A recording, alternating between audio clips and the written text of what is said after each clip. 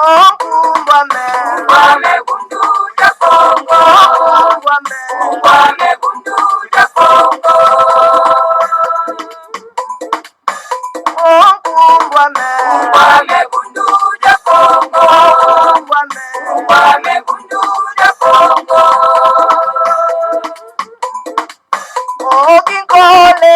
Kole ku Kongo ya mweniko. Ina ya tela mani mumbanye. Munguluza kanda ya Kongo. Munguluza kanda ya Kongo. Vita Kongo ya mweniko.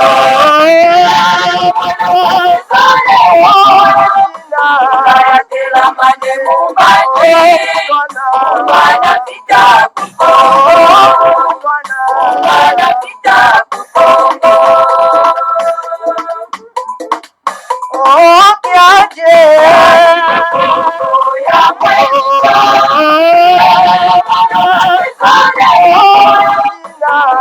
Tela mani mumbanye. Kanda ya Kongo. Kanda ya Kongo. Tombe ya mweniko.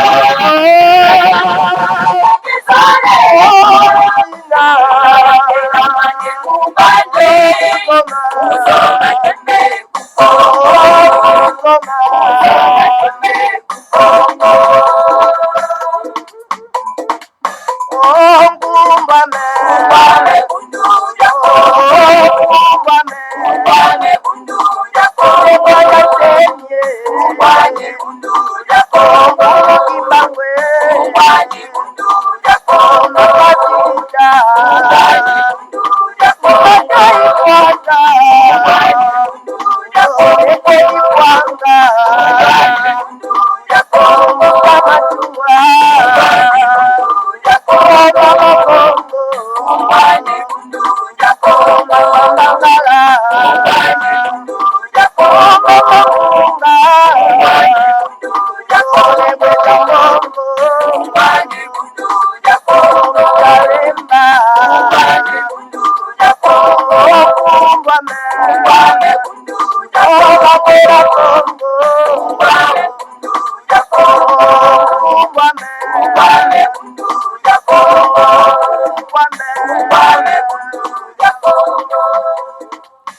Matondo mingi bama batata bandeko kumwa me bundu dia Congo, bama batata bandeko balandi ya Congo bololo.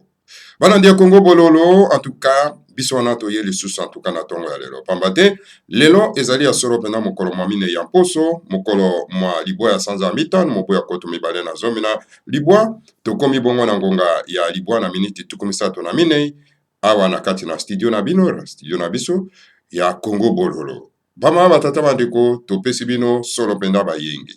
Yenge bambote pe balosako na bino banso, bama batata bandeko ezali wa bino atuka mbuta bopere bobala elingi koloba malamu koloba. Voilà bama batata bandeko bana lisanga atimanti. Toye en tout cas na tongo lelo pambate esengeli to kwa kolandela mai oyo mazali koleka solo penda atuka na mboka na biso bama batata bandeko. Maye mazali koleka na kati na mboka na biso surtout na réapparition ya le grand maître Fumomanda Nsemi ou azali ntumwa na nzambe bama batata bandeko pe na ba déclaration ya bambwaza ntatu c'est-à-dire les chiens de l'ennemi o bazali kosala kuna na kati na République démocratique du Congo.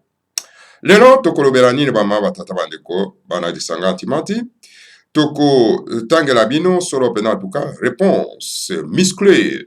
Il y a en tout cas il y a Bundu dia Mayala à l'égard n'est-ce pas il y a mwana mosala et Hippolyte Karambe mwana tuti Rwandais na kombo ya Basile Olongo Mpongo c'était motetela de la forêt de poapi bakoko na bauta donc moto ya Zamba bama tata bandeko bana lisanga atamati pendant qu'ils sont incapables ya ko développer en tout cas était na bango na mabele oyo bakoko na bango batikira bango oyo estangami solo pena en tout cas hein, soki sankuru, soki wapi, c'est pas moi, bama, batata bandeko bana lisanga timate. Donc voilà, le peuple foutard comme ça, baye, na kati na Kinshasa, pe bazui chance loko pamba, yako ozala na moi poste, alors donc voilà, alinga s'apprendre, n'est-ce pas, na bakolo mabire bama batata bandeko. Yango toko tanga, en tout cas, réponse, il y a Bundu Diamayara à l'égard, n'est-ce pas, il y a cette intrigue, n'est-ce pas, à l'égard, n'est-ce pas, cet enfant des ténèbres. La réponse, n'est-ce pas, Bundu Diamayara à l'égard, n'est-ce pas, de cet enfant diabolique.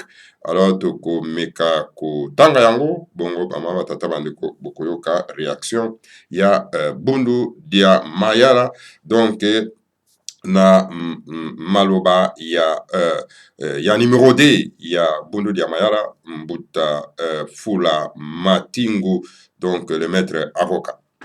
Voilà, bama batata bandeko bana lisanga timati kasi liboso toko makuna, en tout cas ya kotanga soro pena, en tout cas réponse miscré, il y a Bundu Diamayara. Alors toko kenda nano toujours dans le cadre, n'est-ce pas, il y a mobilisation, sensibilisation toujours, mais surtout yako landela mai oyo menace oyo, en tout cas bama batata bandeko ba occupant. Donc, il y a mboka na biso ba ye ko sala na kati na mboka na biso ba tata bandeko na ba kolabo oyo ba ye ko lokota na kati na mboka na biso ba tata bandeko pe bazwa ko sunga bango pona ete ba ko telemisa occupation na kati ya mboka wana. Alors ba tata bandeko bana lisanga thématique, l'air est très grave. Le grand maître Fumada Semi a réapparaître parce que boyebi très bien bolanda ki ba prophète de malheur, ils ont lancé avec certitude, balobana bango, balobi yango, na kanisi lelo en tout cas, soki pendo zali prophète, ya solo, et sengelo kene kotimula libulu yo moko koka kumizindisa, bato basala ki solo pendo en tout cas, ba prophétie ya ndengona, que non, ils ont dit que bon voilà, au moment dans Semi est mort, etc.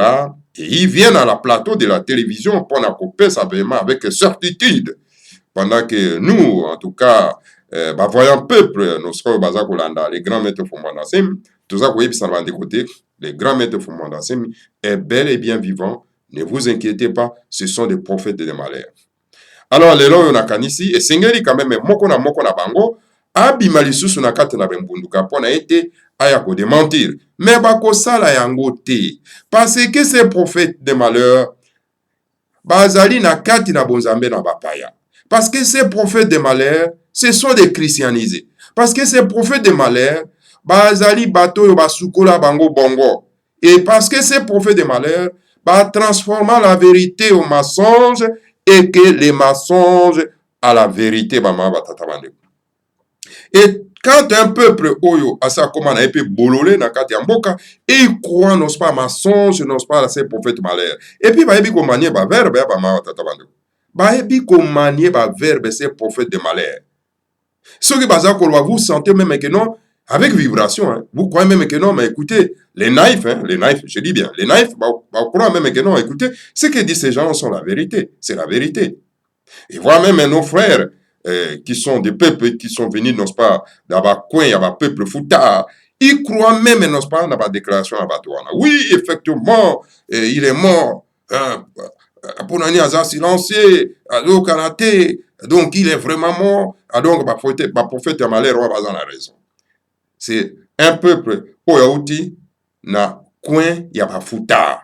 Il croit, n'est-ce pas, au prophète de malheur. Alors, les loyaux, et Sengeli, côté de Kabango na Liburu, Boti Moramaburu, Bokunda Bango. Parce que la République n'a pas besoin, n'est-ce pas, aux menteurs. La République n'a pas besoin, n'est-ce pas, aux gens qui trompent le peuple. Hein? Parce que la République a besoin d'un peuple voyant, d'un peuple oyo, bazakolo babosembo, pour na kotonga mboka na bango. Et suivre, n'est-ce pas, les gens pareils.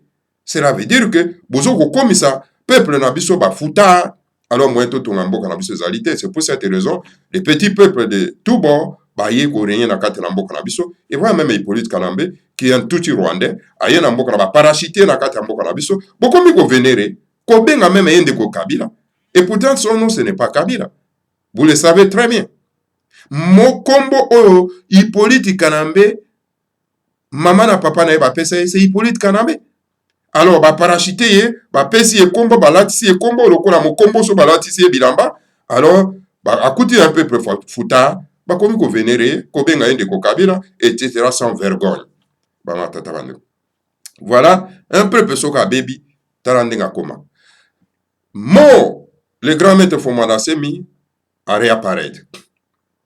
Liloba na ye oya ye kopesa biso na baimboka. Liloba ya kimia. La paix. Motoni na mokili oyo aboya kimia. Motoni na mokili oyo akoboya kimia na kati ya mboka. Eke moto oyo aye pona kopesa liloba ya kimia. Alors tala moto babengi Basilo Olongo Mpongo mwa motetela ya zamba esika ali akabamboloko akomi esika oyo mboka ezali ya lobi non ya linginde bitumba bama batata bandeko bana lisangati mata ya yende kosti ya moto koti ya kosope essence po ete moto epela tala bato baza kotindika mboka epela mboka yango pe katana bama batata bandeko bana lisangati mata. Alors comme ça bato na bato bakokima nano na eteni ya bango ya mabele po toyeba banani oyo bazala ba peuple foutard na ba peuple voyant totala ndenge nini bakotonga eteni ya bango ya mabele. Alors donc voilà moto babengi Olongo Basile Olongo Mpongo un motetela de la forêt ya zamba tala aye kotia moto na déclaration le grand maître Fumana Masali na réapparition na ye alobi aye pona ete akoka kosala na gauche na droite pona ete kimia ekoka kokota na kati ya mboka. Mais Olongo tellement que ayibi biloko ya le grand maître Fumana Semi. C'est-à-dire, boyebi très bien Olongo. C'est lui qui cherchait la mort ya Fumana Semi. Et lokola moni le grand maître Fumana Semi a réapparaître, motema na epanzani. Pourquoi epanzani? Parce que ndenga zali wana a récupéra ndako ya le grand maître sika siège ya bundu ya mayala ezali. Akamati biloko yo surtout ezalaki na kati kune komi aye atie parti politique na kati ya ndako wana.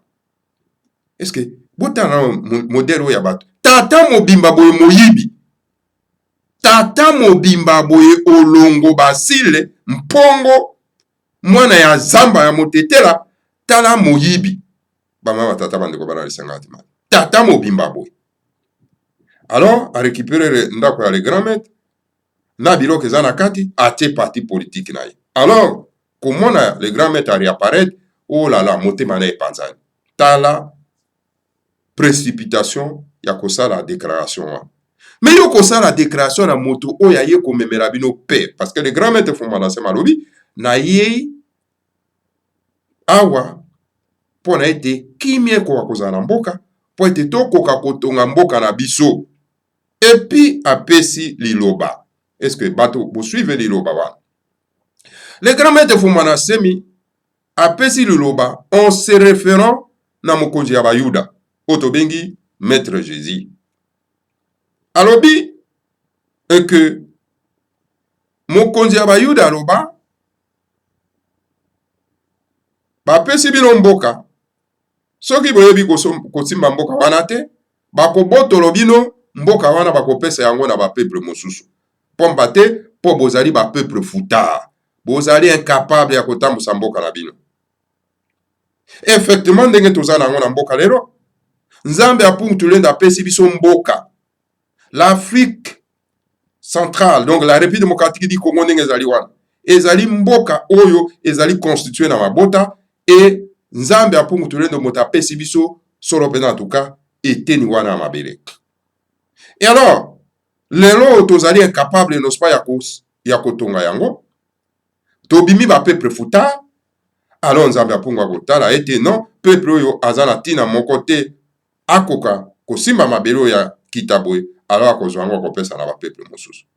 C'est pour cette raison alobi wana pona nini alobi parce que tala bino moko wa tata bandeko la coalition tuti baye ko vendre la biso na mboka po ete ba botolo biso mboka. Mais le grand maître Fumana Semi maza kotalisa bino ndenge ni mayele mabe oyo la coalition tuti baye nango po ba botolo biso mboka. Mais aza ko alerte banani. La race bantu pour toi assumer responsabilité na biso. Mais ndenge ni toza ko boya ko assumer responsabilité na biso. Ndenge ni tokoki kokoma bana misala ya ba coalition tuti. Tokomi bana misala ya Rubewa, wazali tuti Rwandais. Tokomi bana misala ya Tambwe Mwamba, wazali tuti Burundais. Tokomi bana misala ya Hippolyte Kanambe, wazali mwana tuti Rwandais. Tokomi bana misala ya Rugabo, wazali mwana ya tuti Rwandais. Tokomi bana misala ya Babisengimana, wazali mwana tuti Rwandais. Tokomi bana misala ya ba Kengwa Dondo, wazali mwana tuti Polonais.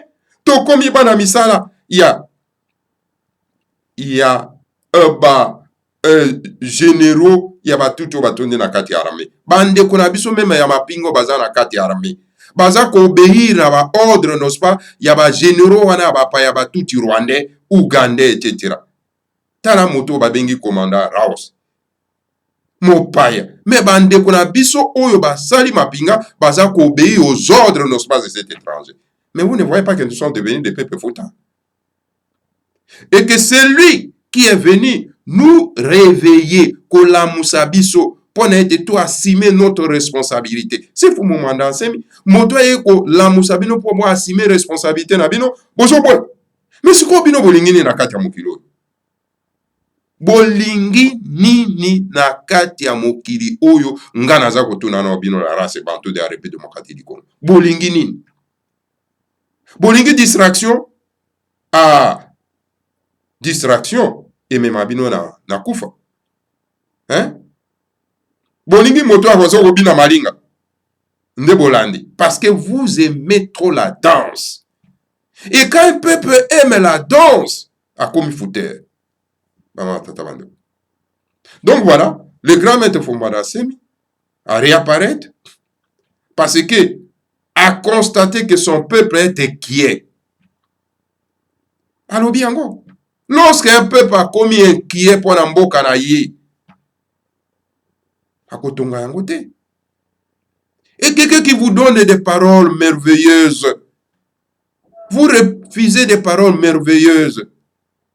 La parole de responsabilité, vous refusez ça. Mais qu'est-ce que vous voulez dans ce monde? Qu'est-ce que vous voulez?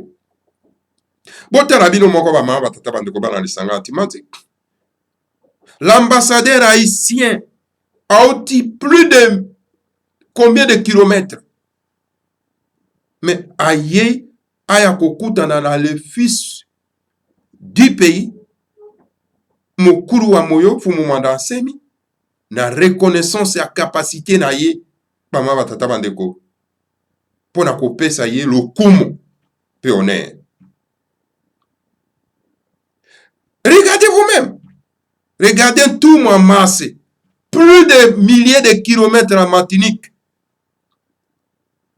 Il a mis en place, n'est-ce pas? Et donc, toute une organisation pour pouvoir diffuser,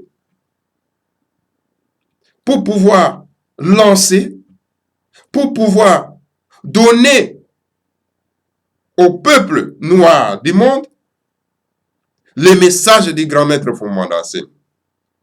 Un site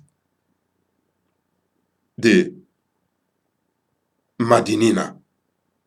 C'est tout simplement pour divulguer les messages du grand maître Fumada Nsemi. Tout moi masse, les voyants fils du pays. Mais tandis que vous qui êtes sur place en République démocratique du Congo, vous êtes incapables de saisir les messages du grand maître Fumada Nsemi. Regardez ces deux fils. L'un est venu de Haïti, ambassadeur. Quand il a entendu que Fumada Nsemi est réapparu, directement il est allé les voir et lui donner, n'est-ce pas, l'honneur. Regardez tout maman, c'est en Martinique. Plus de milliers de kilomètres. Il a mis un site pour divulguer, n'est-ce pas, les messages du grand maître Fumada Nsemi. Pendant que vous êtes sur place, vous êtes incapable de le faire. Vous êtes incapable de saisir les messages du grand maître Fumada Nsemi. Ô peuple de la race bantou, et maudit. Vous qui êtes sur place, vous êtes au contraire de comploter contre ces grands, ces voyants fils du pays. Regardez vous-même. Un homme comme Matezolo, fils des ténèbres, fils de vipères, il était le premier d'aller trahir son maître auprès, n'est-ce pas, des étrangers. Regardez les Bassangana, fils de Zola, des fils de vipères, des fils de cochons. Ils étaient les premiers à rejoindre, n'est-ce pas, Mboazanta, tout qu'on appelle Matezolo. Ils ont choisi les camps. Regardez vous-même les gens comme les Vemba, les agents doubles. Ils travaillent pour l'occupation de notre pays. Et venaient à la télévision pour dire que non, pour me menacer mes morts. Et ce sont ce type de dirigeants politiques qu'il faut suivre. Et dans un pays, quand vous suivez un type de dirigeant, vous amenez votre pays à la destruction. Mes chers frères, soyons fiers d'avoir un fils du pays qui est fort, dynamique comme Fumomanda Nsemi. Mais vous avez les yeux pour voir, mais vous ne voyez pas. Vous avez les oreilles pour attendre, mais vous n'attendez pas. Vous suivez les gens qui sont tentés de vous distraire. Combien de fois le grand maître Fumomanda Nsemi m'a toujours dit que nous avons une classe politique médiocre dans ces pays. La classe politique congolaise est médiocre et corrompue. Combien de fois? Regardez vous-même. Vous suivez Moïse Katumbi. Vous les soutenez pour qu'il puisse devenir soit président dans notre pays. Vous avez entendu sa déclaration, non, pas à la télévision. Hein? On lui pose la question, est-ce que vous suivez Martin Fayulu dans sa démarche de vérité des urnes? Aucune réponse là-dessus. Mais parce que ce n'est pas un politicien. C'est un vagabond politicien. C'est un commerçant. Hein? C'est un pilleur. Il a volé la richesse, n'est-ce pas, du Katanga. Hein? Qu'est-ce qu'il connaît de la politique pour suivre une pareille personne? Non! Écoutez, mes chers frères.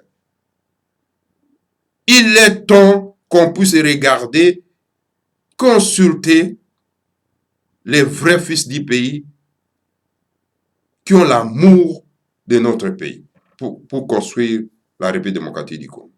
Et celui-là qui a l'amour de notre pays et qui se bat pour notre pays, c'est Fumomanda Nsemi. Ils ne sont même pas 3 ou 4. Hein? Alors, toute personne qui se lève pour dire le contraire, pour parler du mal du grand maître Fumomanda Nsemi, les gens comme de Kovo Yingila, les fils des ténèbres, les fils des diables, les fils des serpents, des vipères, alors, il faut les mettre hors d'état de nuit.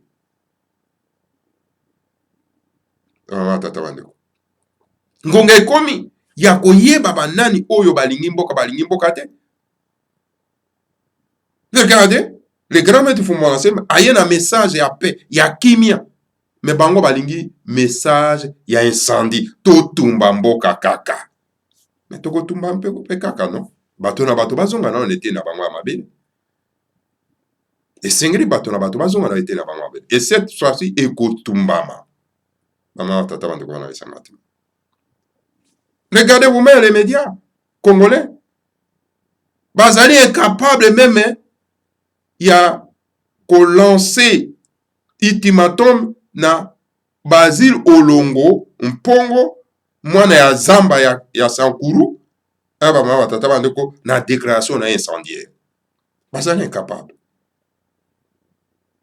Ils sont incapables. Mais qu'est-ce qui se passe avec la race bantou? Bama batata bandeko bana isangati mati. Donc, l'air est très grave. Et Sengeli Sikoto Fungola Miso Bama batata bandeko. Nous avons qu'un seul libérateur dans ces pays-là. Et ce libérateur-là, c'est Fumu Mandansemi. Et c'est pour cette raison, Moto surtout a la déclaration incendiaire contre les grands maîtres Fumu Mandansemi et Sengeli Totemelaï. Et je lance cet appel ce matin. Nabande Konabiso Bangombe. Voyez bien très bien que nos ancêtres, babanda ko sambela nzambe apungu tulendo oyo tobandaki kobenga à Congo. Et celui qui est venu nous révéler le nom de à Congo que nos ancêtres avaient abandonné temporairement, c'est Fumu Mandansemi. Yangwana tuza ko senga nospa na ba ngombe nyoso na ba poto nyoso. Tous derrière Fumu Mandansemi. Et demander à nos ancêtres de détruire Basil Olongo Mpongo, de renvoyer chez lui Kunana Zamba Yabatetera Bama Tata Bandeko. Car il est trop dangereux pour l'unité de la République démocratique du Congo. Alors, biso banzambe na biso, bakoko na biso bandai ko sambela nzambe ya bapayate. Biso bakoko na biso bayebaki Yahweh. Pe bayebaki Yesu te. Boni biso to keno kokota na banzambe ya bapaya. C'est une malédiction pour notre peuple. Alors, bama batata bandeko bana lisanga timati. Na itene na biso mabele tozaki na moko le voyant qu'on appelle Mbutabata Pala. Lorsque les Belges et les colonialistes cherchaient sa mort, bakokakite. Et alors, colonialiste passaki par son petit frère Abike Soki omipesite tokobomale kinayo. Alors, Mbutabata Pala azwaki lisasi ya ye moko pe apesi na colonialiste ba otevi na ye. Mais atikaki liloba lobi boye. Alobi ngana kufi na lisasi kasi moko awa na kati na mboka oyo akokufa na lisasi te. Liloba na etikati lelo. C'est ça la force de nos ancêtres. Et nos ancêtres disaient kita ezali na kati ya mboka oyo ekomona na te ekozala donc ya kobombama jusqu'à ce que Congo ya sikekoya ndes kita wana ekoya komona na point que les fils du pays puissent se réjouir na yango. Et jusqu'à lelo, Kitawana, on appelle ça Pakei Banza. Pakei Banza. Bato nyonso oyo bakotaka na Zamba, babungaka, bakenda kumona tout un paradis ya ba richesse ya ba wolo etondi wana. Soki kaka ozwi moko lingo bimoko ozwa nzela ko bimate jusqu'à ce ko kotika ndo ozwi nzela obimi.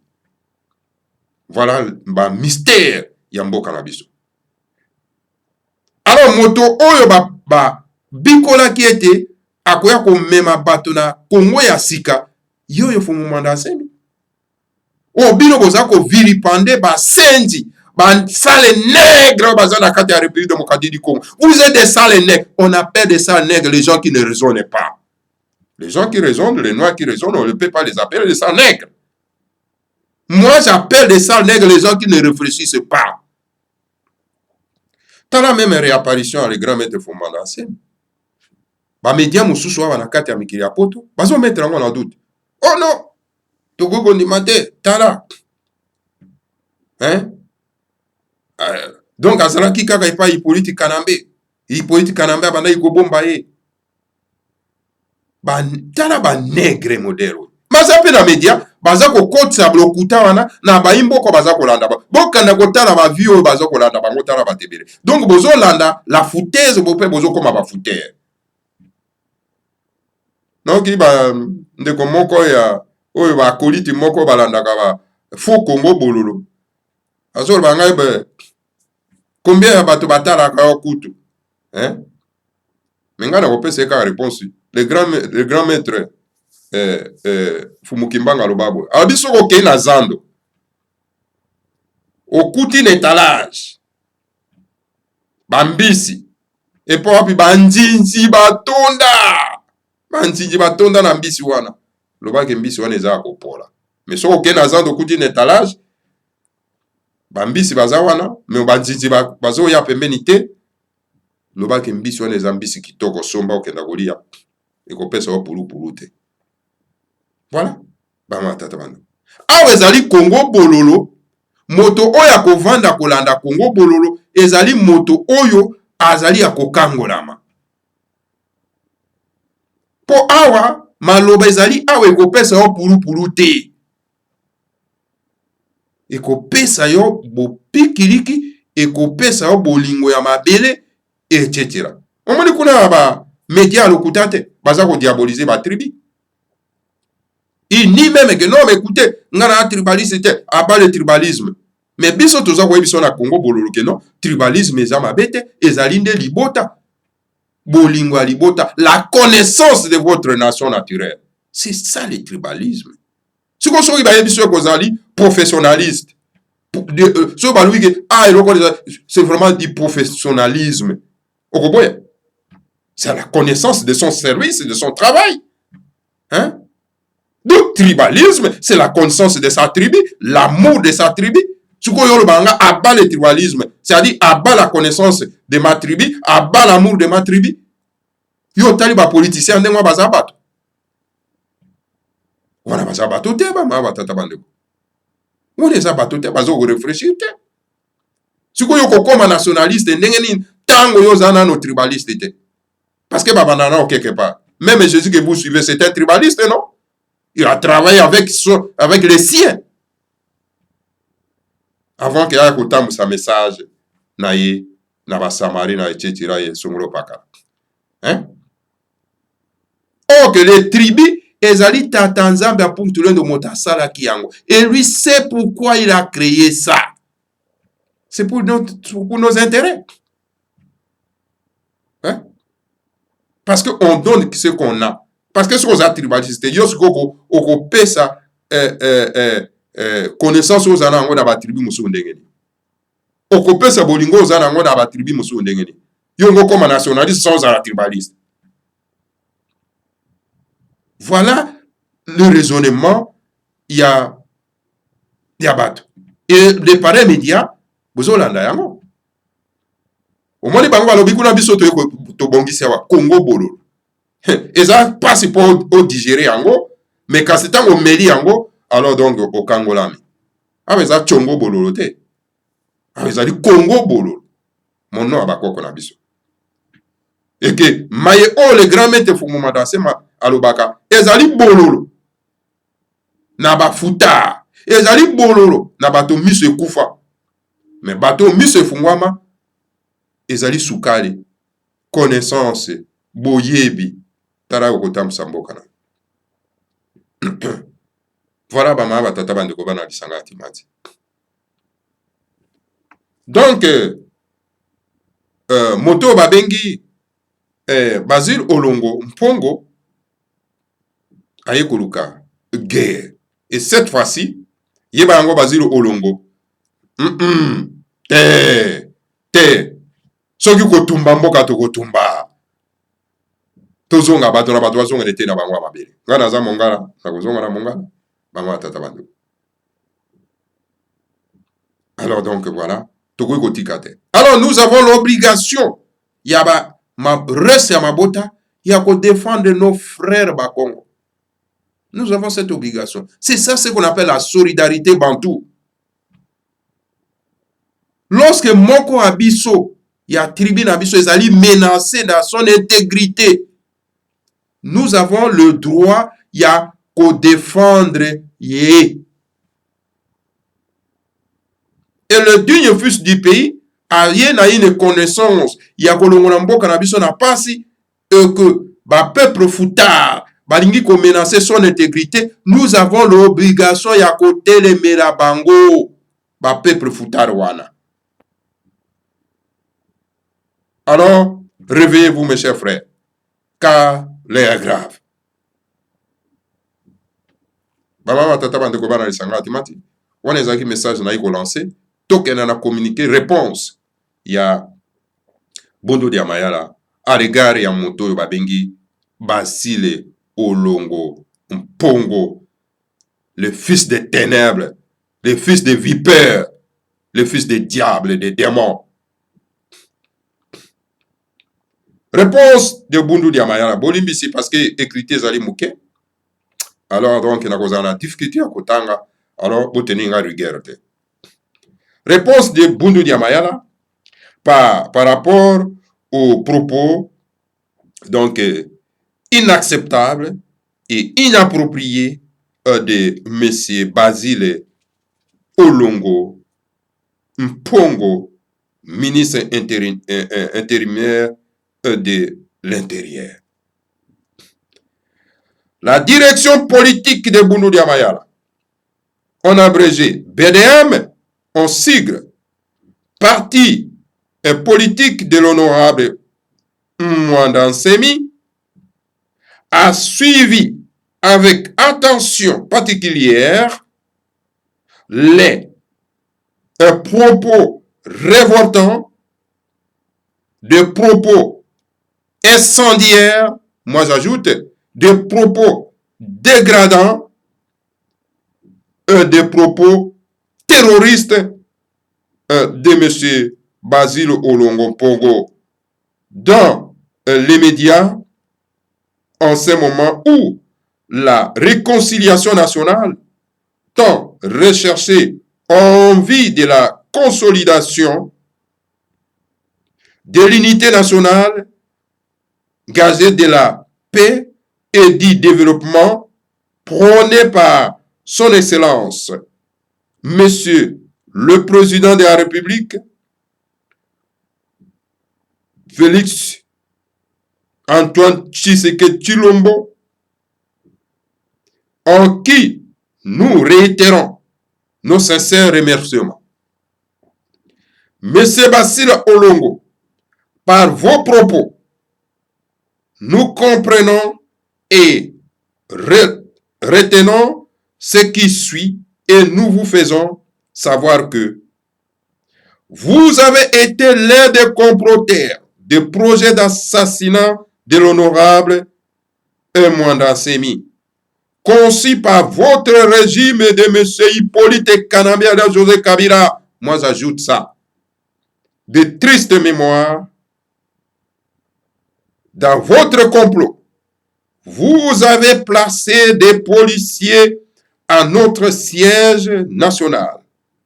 Par la suite, vous en avez fait siège de votre parti politique et vous vous êtes approprié de tous les biens qui s'y trouvaient. Mouyi bien. Tata Mobimba Boy Moyibi. Est-ce que la République va vraiment, nous allons construire la République avec des voleurs comme ça?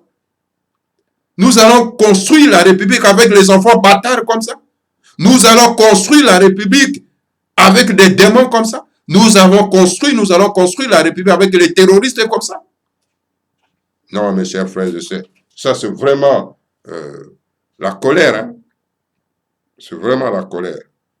Nous devons vraiment donc se fâcher contre les gens pareils, mes chers frères. Je ne peux pas accepter ça. C'est inacceptable. C'est vraiment inacceptable. C'est vraiment inacceptable. Toujours dans vos œuvres malveillantes, vous avez encore placé des policiers dans une des pareilles dans une parcelle de l'honorable Mwandansemi, en Ngiringiri, ainsi que dans sa résidence de Makampagne.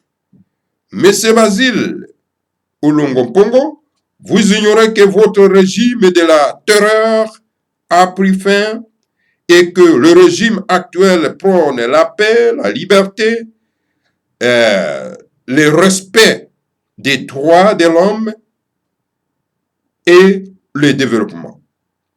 De ce qui suit, de ce qui précède, votre prise de position est un règlement de compte vis-à-vis de ces dignes fils de la République démocratique du Congo, l'honorable Mwanda Nsemi. Et elle va à la contre de la vision réelle du chef de l'État. Par conséquent, le Bundu dia Mayala vous met personnellement en garde et se défend et se défendra, je veux dire. Que vive la République démocratique du Congo, que vive l'alternance, que vive l'honorable Mwanda Nsemi. Fait à Kinshasa le 7 mai 2019, Maître Fula Matingu, secrétaire général de Bundu dia Mayala. Voilà. Bama tata bande ko bana lisanga atimati. On est zalaki. Réponse. Oyo, le secrétaire général de Bundu dia Mayala, wazali numéro 2 ya parti Bundu dia Mayala, a pesi na mbwaza ntatu oyo tobengi Basile Olongo Mpongo. Alors donc, nous demandons à Basile Olongo Mpongo akoka ko démissionner na kati ya esika on a pe a retirer ba propos na ye. C'est pour cette raison bomoni ba élément terroriste ya batwana ba keiti na parcelle ya le grand maître Fumbada c'est pour na kolukai. Parce que ba vandi ba se concerter ba bi non pour moment ça me senge ba zongi ça y na prison. Mais mboka nezaka ya bino. Mboka nezaka ya bino. Mboka wana ezaka ya ba mama na bino. Hein? Bino nde bato boza ba kolo mboka wana. Ma ok bato na bato bazana ete na bango amabele. Basile Olongo Mpongo, vous avez votre pays. Votre pays naturel c'est quoi? Hein? Vous avez votre pays naturel. Vous avez votre terre. Mais vous avez votre pays. Vous avez votre terre. Il faut zonga na mabele na yo. Koya kuyiba biloko ya bato. Ndako ezali ya yote, osapurbe, osakapare na yango. Ekomi ya yo. Okomi poche biloko na kati. Tata mobimba moyibi. Mais plus que même un kuluna. Osa plus que même un kuluna. Voilà des kuluna politiciens bama tata bando. Biloko ya bato, oyibi, ofani pe na kati, installé parti politique na kati. C'est du vol. Du vol. C'est des gens moyibi. Yo tata mobimba pe na mwasi na bana. Hein? Alors, nous avons une république de voleurs. Alors, na Congo ya sika, toko zala na posa ya ba miyibi te ba tata bandoko. Ba miyibi ba kozala enterré vivant dans ba marché public. Voilà ba tata bandoko ba na lisanga timati. Donc, les messages oyo na yaki opesa bino en tout cas na tongo ya lelo yango wana. Donc, botika na kimia. Esengeli to suivre événement minute par minute ba mama tata bandeko parce que bato oyo ba yende ko tumba mboka. Alors donc toko tumba ngo pe malam ba mama tata bandeko et qui vivra et verra. Yango na esengeli donc na bandeko na biso nyonso ba voya makesa mabundo dia Congo bazala tous alertés. Makambo cette fois-ci pardon ezate. Bakufa babika. Les poulets dents pour dents.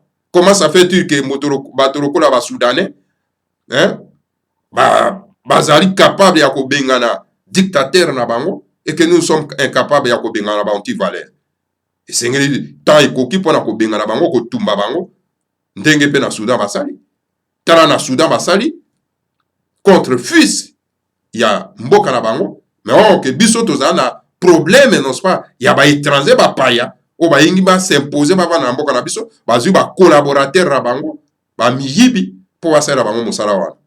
Non, biso au contraire tokoki ko ça plus que le Soudan, toko ça plus que l'Algérie parce que bango ba telemi ba fils ya mboka, mais nous avons le problème de l'occupation.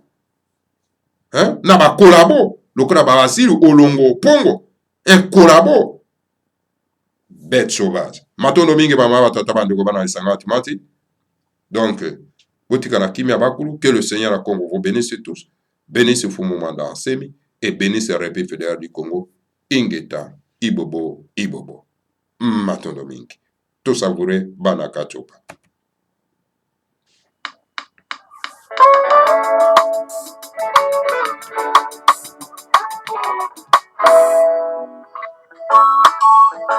Oh, tata nzambe ya mokutu lelo tala mpeto bana bafrika asiti luye malema nyambudangi tata ngatu vo nyamutafilakana vo takutekani badana biza watululuka biza watulilandefi biza watulukisa kadi afrika ninamupasikaka tata nzambe tusila levo mukimbawu ya vitakini Jaistas